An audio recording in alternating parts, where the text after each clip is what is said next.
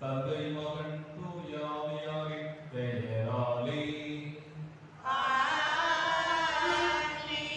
நம் ஆண்டவராகிய இயேசு கிறிஸ்துவின் அருளும் கடவுளின் அன்பும் தூய ஆவியாரின் நட்புறவும் உங்கள் அனைவரோடும் இருப்பதாக.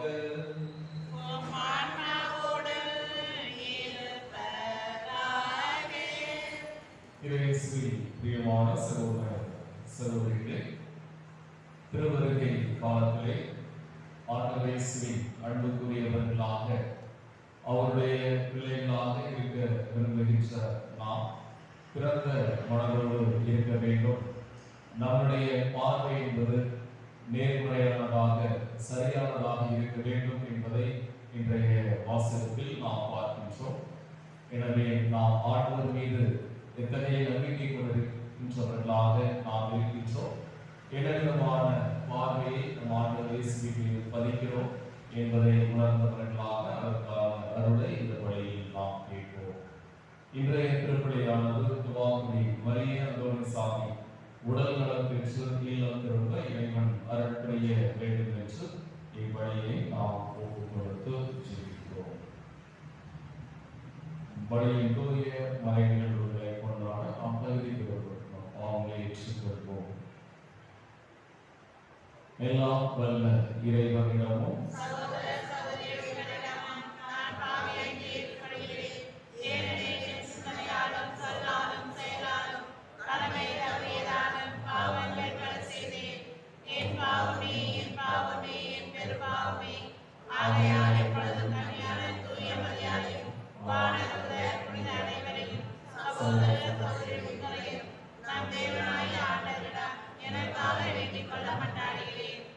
எல்லாம் இறைவன் நம்மை இறக்கம் வைத்து நம் பாவங்களை மன்னித்து நம்மை நிலை வாழ்வுக்கு அழைத்து செல்வாராக.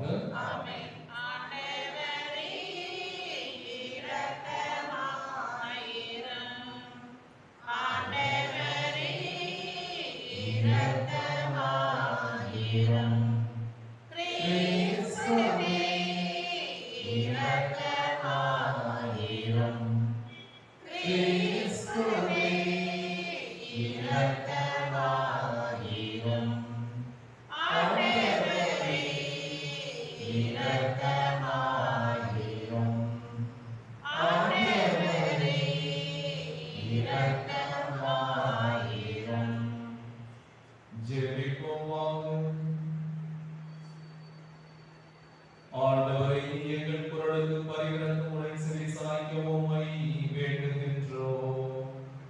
எங்களை சந்திக்க வருகின்ற உத்தரவாதனினால் இருளடைந்த எங்கள் இதயங்களை ஒளிவிப்பதாக. உம்மோடு தூய ஆவியாரின் ஒன்றில் இறைவனாய் என்றென்று வாழ்ந்து ஆட்சி செய்கின்ற அவர் வழியாக உம்மை மன்றாடுகின்றோம்.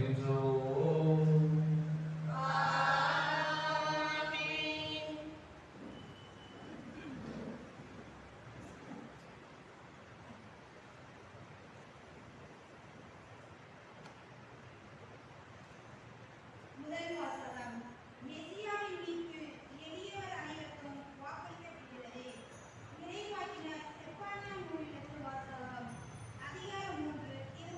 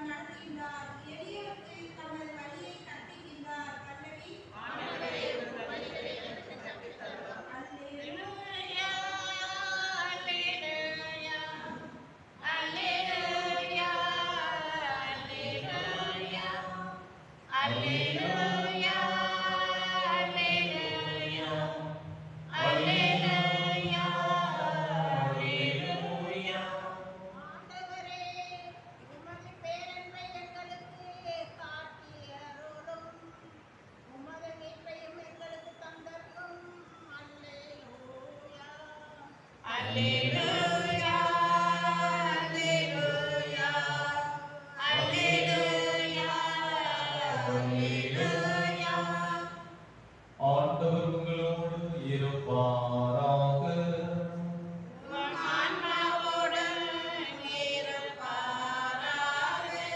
மத்தேயு எழுதிய தூய நற்செய்தியிலிருந்து வாசகம்.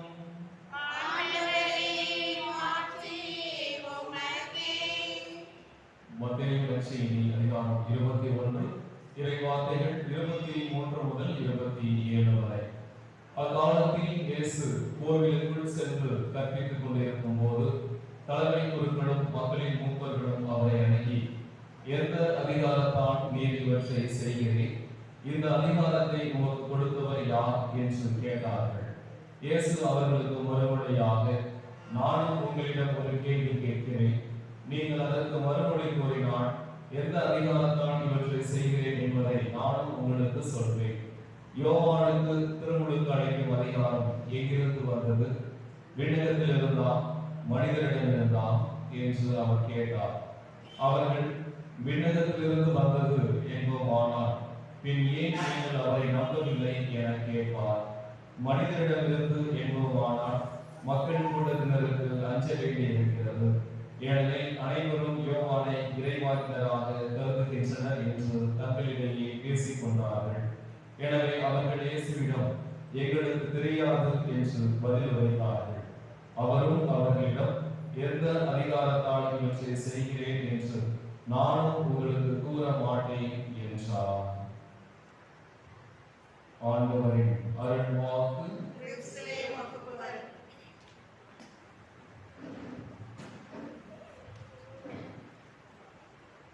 இயேசுவில் பிரியமான சகோதர சகோதரிகளே, கிறிஸ்து பிறப்பு நிகழ்வில் நாம் காண்கின்ற ஒரு வியப்பு என்னவெனில், பார்த்து தெரிந்தவர்கள் மட்டுமே கிறிஸ்துவை கண்டுகொள்கின்றனர். ஒரு பழைய திரைப்படம் ஒன்றில் வருகின்ற ஒரு காட்சி, அந்த வங்கி மேலாளருக்கும் பணியாளருக்கும் இடையே ஒரு உரசல் ஏற்படுகின்றது. எனவே பணியாளர் மேலாளரை தவறாக புரிந்து கொண்டு அவர் இஷ்டத்துக்கு செயல்படுகிறார் என நினைக்கின்றார். மேலாளர் ஒரு கட்டத்தில் தன்னுடைய செயல்பாட்டுக்கான விளக்கம் கொடுக்கின்ற பொழுது பணியாளர் அதை ஏற்று அவருடைய செயலுக்கு வருத்தம் தெரிவிக்கின்றார். அப்போது உடனிருந்த பணியாளர்கள், என்ன இப்படி ஆகிவிட்டது, இந்த நாள் உங்களுக்கு மோசமாக அமைந்துவிட்டது என்று அந்த பணியாளர்களிடம் சொல்ல, அவர் அவர்களிடம், ஒரு நாளைக்கு 24 மணி நேரம் இருக்கிறது, ஒரு 10 நிமிடம் நமக்கு ஒரு நிகழ்வு ஏற்பட்டால் அது 23 மணி நேரம் மற்றும் 50 நிமிடத்தை அது பாதிக்கும் என்று நாம் நம்புவோம் என்றால் அது முட்டாள்தனம் என சொல்லிவிட்டு இதை நாம் கடந்து செல்ல வேண்டும் என அவர்களுக்கு அவர் சொல்வதாக அப்படி ஒரு காட்சி இருந்தது. ஆமன்பார்ந்தவர்களே, நம்முடைய வாழ்வில் என்ன நிகழ்ந்தாலும் அல்லது என்ன நடந்தாலும் அவற்றை நாம் எப்படி எடுத்துக் கொள்கின்றோம், எத்தகைய பார்வையை நாம் கொள்கின்றோம் என்பதுதான் மிக முக்கியமானது. இன்றைய முதல் வாசகத்தில் நாம் பார்க்கின்றோம், பிழையாம் இறைவாக்கினர் அவர் இஸ்ரேல் மக்களுக்கு இறைவாக்கு உரைக்கின்றார். பண்டைய காலத்தில் இருந்த ஒரு வழக்கம் என்பது சபிக்கின்ற, எதிராக சொல்லுகின்ற அந்த ஒரு பழக்கம் என்பது இருந்தது. அவர்கள் கடவுளின் பெயரால் அந்த மக்களுக்கோ அல்லது யாருக்கு தன்னுடைய எதிரிகளாக பகைவர்களாக நினைக்கின்றார்களோ அவர்களை பார்த்து, அவர்களுக்கு இப்படியெல்லாம் ஆகிவிடும், அவர்கள் அழிந்து விடுவார்கள், வீணா போவார்கள் என்று அப்படி சபிக்கின்ற பொழுது அது நடக்கும். சில நேரங்களில் அது அவர்களை வந்து சேரும் என்பது அந்த பண்டைய காலத்தில் நிலவிய ஒரு நம்பிக்கையாக, ஒரு பழக்கமாக இருந்தது. எனவே மோவாபு நாட்டு அரசன் பாலாக் என்பவன் இந்த பிழையாம் இறைவாக்கினரை அழைத்து இஸ்ரேல் மக்களுக்கு எதிராக இத்தகைய ஒரு சபிக்கின்ற ஒன்றை செய்யும்படி அவரை அழைக்கின்றார். இவரும் அந்த சென்று இஸ்ரேல் மக்களுக்கு எதிராக அந்த இறைவாக்கு உரைக்க அவர் தயாராகின்றார். அப்போது கடவுள் அவரை படைகளில் போகாமல் தடுக்கின்றார்.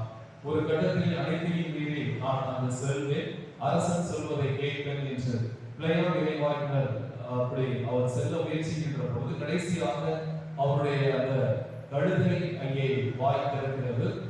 அப்போது அவர் உண்மையை கண்டுகொண்டவராக, கடவுள் நாம் இங்கு செல்லக்கூடாது என்று அறிவுறுத்துகிறார் என்பதை உணர்ந்து, அந்த கடவுளை நான் கண்டுகொண்டேன், அவருக்கு நான் பதில்மொழி உரைப்பேன், அவர் யாக்கோபின் கடவுள் என்று அந்த இஸ்ரேல் மக்களுக்கு அந்த இறைவாக்கு உரைப்பதை தான் இன்றைய முதல் வாசகத்திலே நாம் பார்க்கின்றோம். எனவே பிள்ளையாம் இறைவாக்கினர் தொடக்கத்தில் அவர் நமக்கு அரசன் அழைப்பு கிடைக்கிறது, அது நமக்கு மிகப்பெரிய ஒரு கௌரவம் என நினைத்தாலும், ஒரு கட்டத்தில் கடவுளுடைய அந்த அழைப்பை உணர்ந்து அவரை கடவுளை கண்டுகொள்கின்றார். இன்றைய நற்செய்தியில் நாம் பார்க்கின்றோம், ஆண்டவர் இயேசு எந்த அதிகாரத்தால் அவர் கோவிலை கற்பிக்கின்றார் என்ற அந்த ஒரு கேள்வியை இன்றைக்கு சகோதரர்கள் எழுப்புகிறார்கள். அந்த கேள்விக்கு மிக எளிதாக ஆண்டவர் இயேசுவால் பதில் சொல்ல முடியும். ஆனால் என்ன பதில் சொன்னாலும் யூதர்கள் அதை நம்ப போவதில்லை.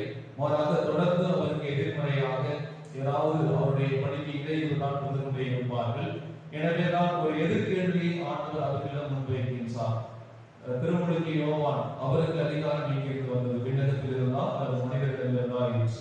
விண்ணகத்திலிருந்து என்று சொல்வோமானால் நீங்கள் ஏன் அவரை நம்பவில்லை, அவர் சொல்வதை கேட்கவில்லை என்ற ஒரு கேள்வியை ஆண்டவர் இயேசு கேட்டுக்கொள்ளும்.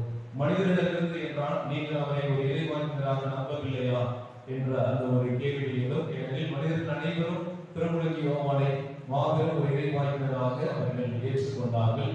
எனவே அவர்கள் இவர்களுக்கு தெரியாது என ஒரு பதிலை சொல்லுகின்ற போது ஆண்டவர் இயேசு நானும் உங்களுக்கு சொல்ல மாட்டேன் என்ற ஒரு பதிலை சொல்லுகின்றார். ஏனெனில் சொல்வதனால் எந்த ஒரு பயனும் இல்லை என்பதை ஆண்டவர் இயேசு நன்றாகவே உணர்ந்திருக்கின்றார். ஏனெனில் அவர்களுடைய கண்கள் என்பது அது மறைக்கப்பட்டு இருக்கின்றது. ஆண்டவர் இயேசுவை திறந்த மனதோடு அவர்கள் ஏற்றுக்கொள்ளவில்லை.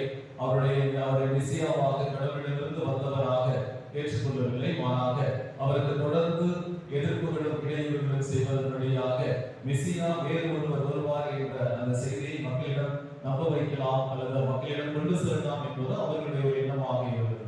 எனவே என்பவர்களே, நம்முடைய கண்கள் அல்லது நம்முடைய பார்வை என்பது எப்படிப்பட்டதாக இருக்கிறது? திருவருகை காலத்திலே கிறிஸ்து பிறப்பு பெருவிழாவை நாம் கொண்டாட இருக்கின்றோம். இதற்கு நம்மை தயாரிக்கின்றன. அந்த கடவுள் மீது நாம் கடவுளை நாம் பார்க்க செல்ல மட்டுமல்ல, இந்த சமூகத்தை, இந்த உடலுக்கு நாம் நம்முடைய கூட வசிப்பவர்களே, நம்முடைய பணி செய்கின்ற இடத்தில் இருப்பவர்களே நாம் எப்படி பார்க்கின்றோம், என்ன விதமான பதிலிலும் நாம் கொடுக்கிறோம் என்பதை சிந்தித்தவர்களாக ஆண்டவர் இயேசுவை போல, அந்த பிள்ளையாம் இறைவாக்கினரை போல நாம் உண்மையானதை கண்டுகொண்டு அதற்கான அருளை இந்த பணியில் கேட்போம். ஆமென்.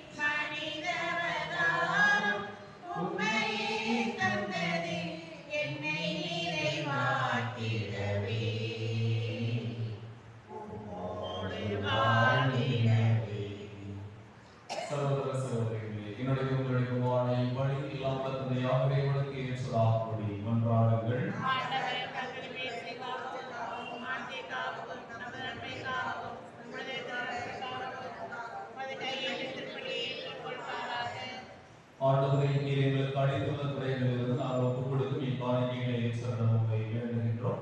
நாங்கள் எங்கள் இறைவற்றுடன் கொண்டாட நீர் எங்களுக்கு கொடுத்துள்ளதை உமது நிலையான மீட்பின் பரிசாக அமைவனவாக. எங்கள் ஆண்டவராகிய கிறிஸ்து வழியாக உம்மை மன்றாடுகின்றோம். ஆண்டவர் உங்களோடு இருப்பாராக. இதயங்களை மேலே எழுப்புங்கள். நாம் இறைவனாகிய ஆண்டவருக்கு நன்றி கூறுவோம்.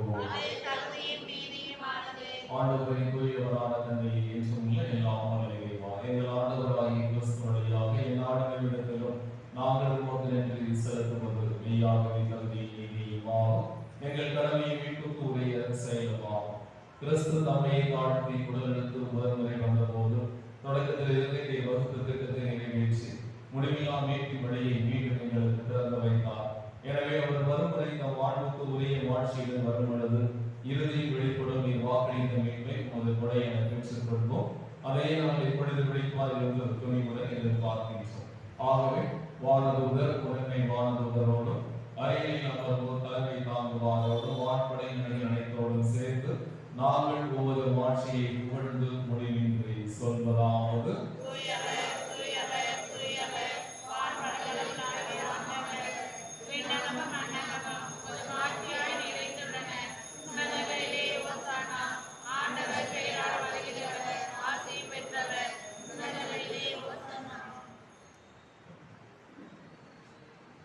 ஆண்டவரே, நீர் மெய்யாகவே தூயவர், தூய்மை அனைத்துக்கும் ஊற்று. ஆகவே உம்முடைய ஆவியை பொழிந்து இக்காணிக்கையை தூய்மைப்படுத்த உம்மை வேண்டுகின்றோம். இவ்வாறு எங்கள் ஆண்டவர் இயேசு கிறிஸ்துவின் உடலும் இரத்தமுமாக எங்களுக்கு இவை மாறுபடலாக. அவர் பாடுபட உடற்கணித்த போது அப்பத்தை எடுத்து நின்று செலுத்தி அதை பிட்டு தம் சீடர்களுக்கு அளித்து கூறியதாக: அனைவரும் இதிலிருந்து பெற்று உண்ணுங்கள், ஏனெனில் இது உங்களுக்காக கையளிக்கப்படும் என் உடல்.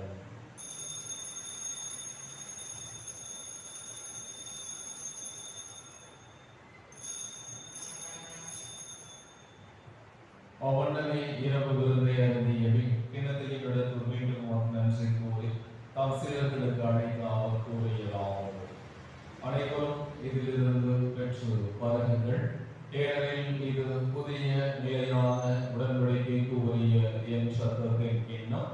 இது பாவ மன்னிப்புக்கென்று உங்களுக்காகவும் பலருக்காகவும் சிந்தப்படும். இதை என் நினைவாக செய்யுங்கள்.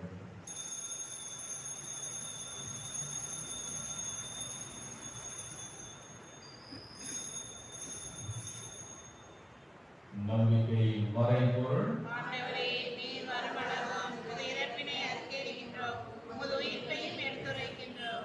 ஆகவே ஆண்டவரை நாங்கள் கிறிஸ்துவின் இறப்பினை உயிர்ப்பினை நினைவு கூர்ந்து வாழ்வதும் அப்பத்தையும் மீட்பளிப்பு கிண்ணத்தையும் ஒப்புக் கொடுக்கின்றோம். திருமணத்தில் உமக்கு எனவே ஊழியம் உரிய தகுந்தவர்கள் என எங்களை ஏற்றுக்கொண்டீர். எனவே உமக்கு நன்றி செலுத்துகின்றோம். மேலும் கிறிஸ்துவின் உடலிலும் ரத்தத்திலும் பங்குள்ள எங்களை தூய் ஆவியார் கொண்டு சேர்க்க வேண்டும் என உங்களை தாழ்மையினர் கொண்டாடுகின்றோம். ஆண்டவரை உலகெங்கும் பரவியிருக்கும் உமது திருவாவை நினைவு கூர்ந்துள்ளோம். எங்கள் திருத்தந்தைகளையும் எங்கள் ஆய ஆரோக்கியரான் செல்வான் திருநிலையினர் ஆகிய அனைவரோடு உமது திருவாவை அன்பில் நிறைவு பெற செய்திருந்தோம். சிறப்பாக திருப்பலி ஒப்புக் கொடுத்து செவிக்கின்ற மரியலோரி சாமி குடும்பத்தினரை ஆசீர்வதித்து அவர்கள் முன்வைக்கின்ற வேண்டுதல்களுக்கு கனிவுடன் செவி சாய்த்திருந்தோம்.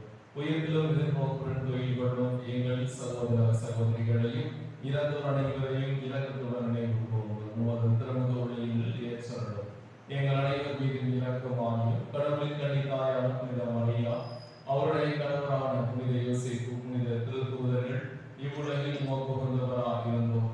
எங்கள் பாதுகாவலர் புனித சந்தியாகப்பர் ஆகிய புனித அனைவருடனும் நாங்கள் நிலை வாழ்வில் பங்கு கொள்ளும் தகுதி பெற்று திருமகன் இயேசு கிறிஸ்து வழியாக உம்மை புகழ்ந்தேற்க மனமருள உம்மை மன்றாடுகின்றோம்.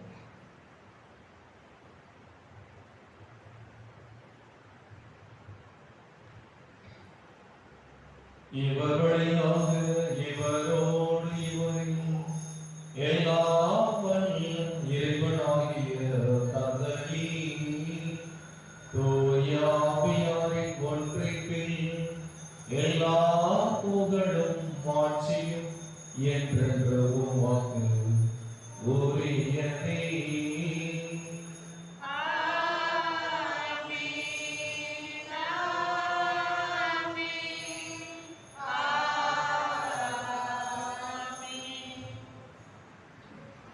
மீட்பரின் கட்டளையால் கற்பிக்கப்பட்டு இறைப்படைப்பினையால் பயிற்சி பெற்ற நாம் புனித சொல்வோம்.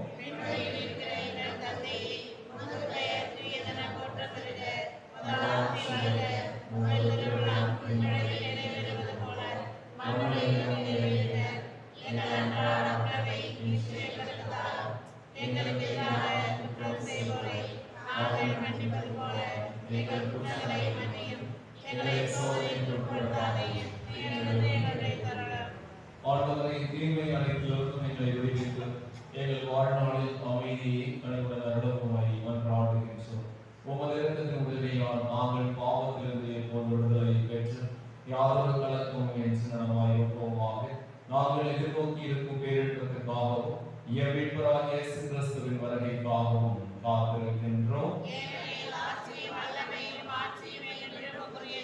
ஆண்டவரே இயேசு கிறிஸ்துவை அமைதியை உங்களுக்கு விட்டு செல்கின்றேன், என் அமைதியை உங்களுக்கு அழைக்கின்றேன் என்று உம் திருத்தூதர்களுக்கும் மொழிந்தீரே. எங்கள் பாவங்களை பாராமல் உமது திரு அவை நம்பிக்கையை கண்ணோக்கி உமது திருமணத்திற்கு ஏற்ப அதற்கு அமைதி ஒற்றுமை படைத்திரட்டீராம். என்றென்று வாழ்ந்து ஆட்சி செய்கின்றவர் நீரே. ஆண்டவருடைய அமைதி உங்களோடு என்றும் இருப்பதாக. ஒருவருக்கொருவர் அமைதியை பகிர்ந்து கொள்வோம்.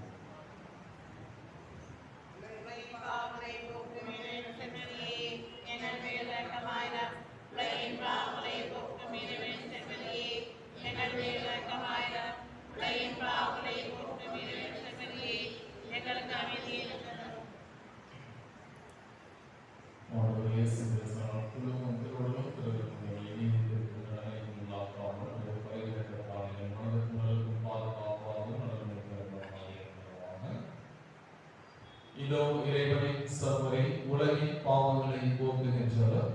இந்த சமரையின் திருவிழந்தில் பங்கு கொள்ள அழைக்க பெற்ற நாம் அனைவரும் பேறு பெற்றோம்.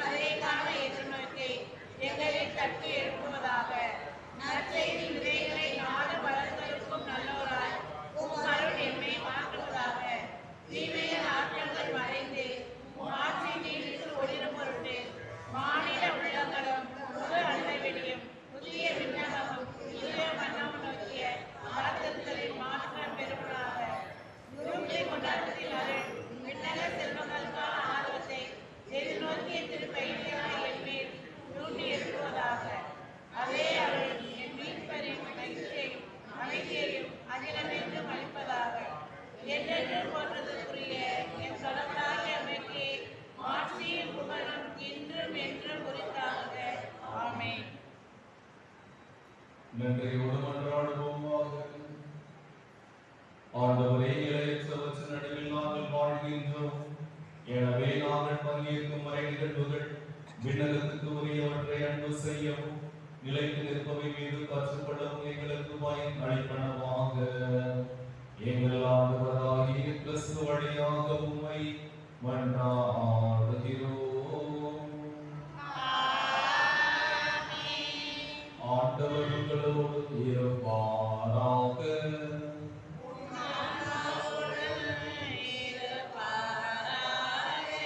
எல்லாம் வல்ல இறைவன் தந்தை, மகன், தூய ஆவியார் நம் அனைவருக்கும்